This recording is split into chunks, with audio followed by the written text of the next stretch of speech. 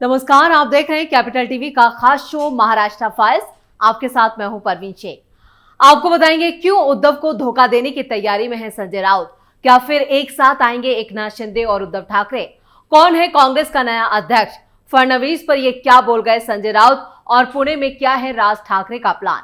इसके अलावा जानेंगे कौन किसकी बढ़ा रहा है टेंशन, कौन किसे दे रहा है चुनौती।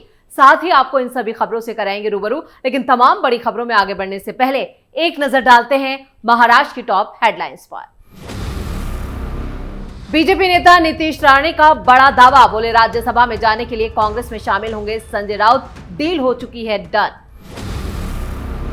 सीएम देवेंद्र फडणवीस और एकनाथ शिंदे के बीच बड़ी अनबन, उद्धव ठाकरे गुट के दावे से सियासी हलचल तेज। महाराष्ट्र कांग्रेस में बड़ा बदलाव, नाना पटोले को तगड़ा झटका, नए अध्यक्ष के नाम पर चर्चा हुई तेज। संजय राउत का सीएम फडणवीस पर निशाना, बोले केंद्रीय गृह मंत्रालय को इस बात की जांच करनी चाहिए कि सीएम वर्षा में जाने से क्यों डरते हैं। राज ठाकरे ने मराठी भाषा के संरक्षण पर सरकार को दी चेतावनी, पुणे में बोले हमारे खिलाफ ना दर्ज करें केस। खबरों में सबसे पहले बात संजय राउत की। फडणवीस सरकार में कैबिनेट मंत्री नीतीश राणा ने बड़ा दावा किया है कि पूर्व मुख्यमंत्री उद्धव ठाकरे के दाहिने हाथ संजय राउत की कांग्रेस में शामिल होने को लेकर डील हो चुकी है। शिवसेना यूबीटी सांसद संजय राउत पार्टी के सबसे सक्रिय नेता रहे, लेकिन महाराष्ट्र चुनाव में उद्धव की करारी हार के बाद प्रदेश की राजनीति में उनको लेकर कई तरह की अटकलें लगाई जाती रही। बीजेपी नेता का कहना है कि संजय राउत की राज्यसभा सदस्यता का कार्यकाल खत्म होने वाला है और उद्धव ठाकरे की पार्टी के पास इतने विधायक नहीं हैं जिससे कि उन्हें फिर से राज्यसभा में भेजा जा सके। आपको बता दें कि 2024 में हुए महाराष्ट्र विधानसभा चुनावों में 288 विधानसभा सीटों में से शिवसेना यूबीटी के सिर्फ 20 विधायक ही जीते थे।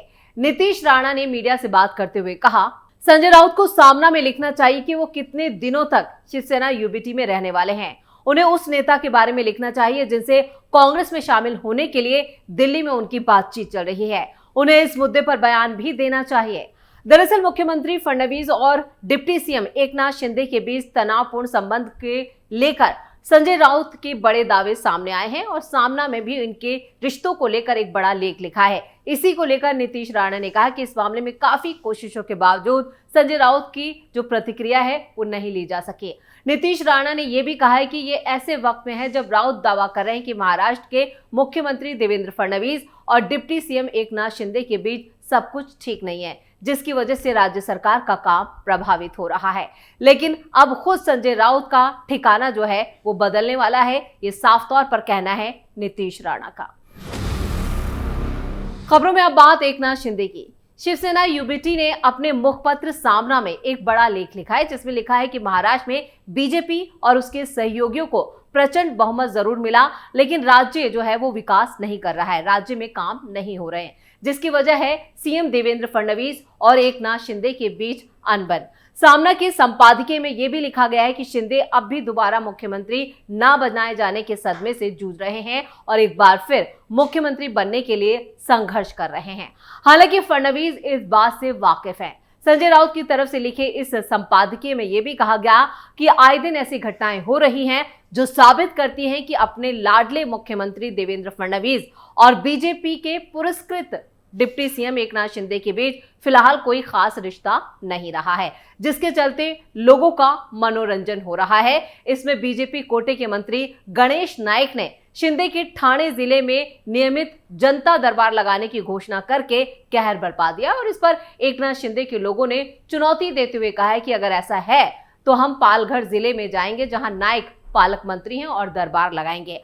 अब फडणवीस की सारी कसर जो है वो निकाल रहे हैं। उन्होंने आगे कहा, राज्य की सरकार कितनी निकम्मी है और आपसी झगड़ों से प्रशासन और जनता को कितनी परेशानी हो रही है, किसी को इसकी परवाह नहीं है। शिंदे गुट के एक विधायक से हवाई यात्रा के दौरान मुलाकात हुई और उन्होंने कहा कि शिंदे खुद को अपमानित करने के दर्द से बाहर आने को तैयार नहीं है। मुख्यमंत्री 2.5 साल के कार्यकाल के दौरान शिंदे और फडणवीस के मुंह पर विपरीत दिशा में थे। अब फडणवीस सारी कसर निकाल रहे हैं क्योंकि शिंदे के हाथ में कुछ भी नहीं बचा है। मुखपत्र में आगे लिखा गया है कि शिंदे और उनके लोग आज महाराष्ट्र के राजनीतिक मामलों में कहीं नजर नहीं आ रहे हैं। मुख्यमंत्री के तौर पर शिंदे का तेज खत्म हो गया है और अब वो खुद इस बात के दुख में डूबे हैं कि मुख्यमंत्री फडणवीस उन्हें नहीं पूछ रहे हैं। संजय राउत ने सामने में यह भी लिखा कि हाल ही में बीजेपी के एक सीनियर मंत्री ने मुझसे कहा कि मुख्यमंत्री फडणवीस और डिप्टी सीएम शिंदे दोनों के बीच में कोई बड़ा मतभेद नहीं है, मतलब छोटे मोटे मतभेद हैं। उद्धव ठाकरे और एकनाथ शिंदे के बीच भी कोई बड़े मतभेद नहीं थे, ये छोटे मोटे मतभेद हो रहे हैं, लेकिन आगे क्या होगा ये देश ने देखा है। तस्वीर ये है कि शिंदे के ज्यादातर विधायक अब विचलित हैं। इनका एक बड़ा गुट सीधे बीजेपी में जाकर देवेंद्र फडणवीस का नेतृत्व स्वीकार करने की तैयारी कर रहा है। दूसरा गुट शिंदे पर दबाव बना रहा है कि जो हो गया उसे भूलकर फिर से यहां पर घर वापसी करते हैं, यानी उद्धव ठाकरे की तरफ लौटने के लिए भी दबाव बनाया जा रहा है। इसके साथ ही उद्धव और शिंदे के एक होने की चर्चा भी जोर पकड़ रही है। और खबरों में अब बात कांग्रेस की। विधानसभा चुनावों में कांग्रेस की करारी हार के बाद प्रदेश अध्यक्ष नाना पटोले की मुश्किलें बढ़ती जा रही हैं। हरियाणा के बाद अब महाराष्ट्र कांग्रेस के प्रदेश प्रभारी ने प्रदेश अध्यक्ष की गई नियुक्तियों को रद्द कर दिया है। महाराष्ट्र प्रदेश कांग्रेस समिति के अध्यक्ष नाना पटोले ने पिछले दिनों नांदेड़ और नवी मुंबई के जिला अध्यक्षों की नियुक्ति की थी, लेकिन अब महाराष्ट्र प्रभारी रमेश चेन्नीथला ने इन नियुक्तियों को रद्द कर दिया है। कुछ दिन पहले ही सीनियर कांग्रेस नेता और नवी मुंबई के पूर्व महापौर रमाकांत महात्रे ने कांग्रेस पार्टी छोड़ दी थी। तब अपने पद से इस्तीफा देते वक्त उन्होंने कई गंभीर आरोप नाना पटोले पर लगाए थे। महात्रे ने कहा था कि कांग्रेस के 2 नाना में से एक ने विधानसभा चुनाव में उनकी उम्मीदवारी के लिए 4 करोड़ रुपए की मांग की थी। महात्रे के आरोपों पर ही संज्ञान लेते हुए चेन्नीथला ने पटोले की गई नियुक्तियों को निलंबित कर दिया और यह भी कहा जा रहा है कि जिला अध्यक्षों की नियुक्ति करते वक्त अखिल भारतीय समिति की अनुमति नहीं ली गई थी, इसलिए चेन्नीथला ने नियुक्तियों को स्थगित करने का फैसला लिया। इसे नाना पटोले के लिए एक बड़े झटके के तौर पर देखा जा रहा है और विधानसभा चुनाव नतीजों के बाद नाना पटोले की इस्तीफे देने की भी अटकलें सामने आई थी। तब नाना पटोले ने खुद कहा था कि उन्होंने इस्तीफा दे दिया, लेकिन इसे स्वीकार नहीं किया गया।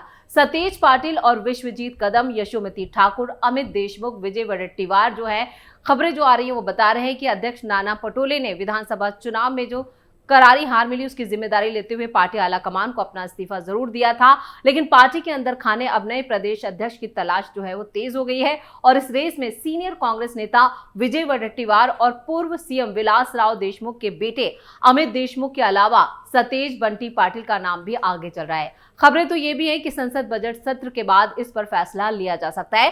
प्रदेश अध्यक्ष के लिए यशोमती ठाकुर के नाम पर भी चर्चा हो रही है। विधानसभा चुनावों में कांग्रेस को सिर्फ 16 सीटें मिली थी और खुद नाना पटोले सकोली से काफी कम अंतर से जीत पाए थे। और खबरों में अब आगे का रुख करते हैं।